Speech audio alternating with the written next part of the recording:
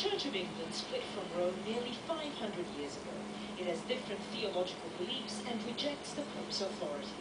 But the Vatican has now passed an initiative which makes it easier to overcome the differences and allows entire congregations of disaffected Anglicans to convert at the same time. The Vatican's plans to make it easier to convert to Catholicism have been seen by some members of the Anglican clergy as an attack on their church. But the Vatican refutes that accusation, saying that the initiative was in response to the pleas from many Anglicans who wanted a new, more traditional spiritual home. The Pope's official spokesman told me the Vatican's intention was not to cause tensions with the Anglican Church, but to provide an alternative for more conservative followers. The reason why some groups are asking to join the Catholic Church is because there are these tensions.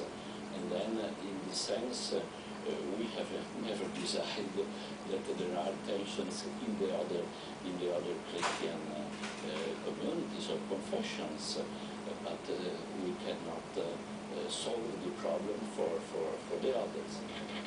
On Saturday, the head of the Anglican Church, Dr. Rowan Williams, met Pope Benedict XVI in Rome. The handshakes and the official statement spoke of cordiality and collaboration between the two churches. But in the meantime, some Anglicans are already considering a conversion. Most folk that I talk to are very interested indeed in pursuing this because they share my disillusionment of what is happening within Anglicanism, and they have always prayed and looked for unity with the Roman Catholic Church. It's difficult to know how many of the world's 77 million Anglicans will decide to embrace Catholicism. But it's internal divisions, rather than the lure of Rome, that pose the greatest threat to the future of the Anglican Church. Barbara Serra, Al Jazeera, Rome. Well, let's talk some more about the future of the two churches. Greg Watts is with us. He's a Roman Catholic writer and author. Thanks very much for coming in. Barbara reported there that the meeting was said to be cordial and there was talk of collaboration. From the outset, though, it was a pretty provocative act to make it easier for Protestants to join the Catholic Church. I mean, practically speaking, it's very complicated. It is. I think the Archbishop of Canterbury wasn't aware of this, I think, until 2 weeks before the announcement was made, which is surprising now, we have to say.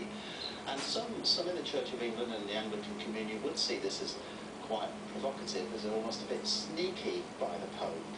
And it is complicated because we don't know how this is going to play out, not just within Great Britain, but within parts of the world with large Anglican populations, namely Nigeria, which is a larger Anglican population than Great Britain. It's going to be very interesting. Is it a sort of smash and grab on the members of another faith, as it has been described in some sections? I was thinking today about the Pope meeting the Archbishop of Canterbury, that it almost felt like a gunfight at the OK Corral, but your reports say it was very cordial, so that wasn't the case. Some would certainly see it, but I think the fundamental issue is that for the Catholic Church, they have a completely different, it has a completely different understanding of what the word church means to the Anglican communion. And all along, over the last 40 years, there's been lots of kind of, ecumenical tea parties and lots of agreement on different things, but there are fundamental issues that divide them. And what Pope Benedict's doing with this smash and grab raid, we can call it that, is saying, hey folks, you've got to become Catholic. If this is what really Christian unity means, none of this mamby-pambying around. Is this ultimately the argument about whether a religion is a static thing or something that moves along and accepts the sort of cultural norms over time? Well, I think that there are those two views. For Dr. Rowan Williams, religion is something that changes with the times, if you like. For the Pope and for the Catholic Church, there are certain things that don't change. The Catholic Church traces its roots to the 1st century. For the Church of England, it split off from the Catholic Church nearly 500 years ago, and it kind of changes. The Catholic Church, it doesn't change, that's the way you would see it. In fact, it does change, but it's very clever at concealing the changes. So I think there's two fundamentally different views of what Christian unity actually means. Is either tactic helping either of the churches, though? Because both seem to be losing numbers in pretty...